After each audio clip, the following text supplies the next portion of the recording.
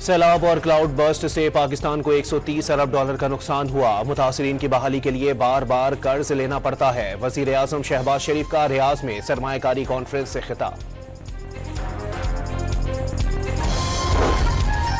दहशतगर्दी के खात्मे के लिए अफगान तालिबान से इस्तांबुल मुज़ाकरात को नतीजा खेज बनाने की आखिरी कोशिशें। ज़राए के मुताबिक काबुल से मिलने वाली हिदायत मुआहदे में रुकावट हैं।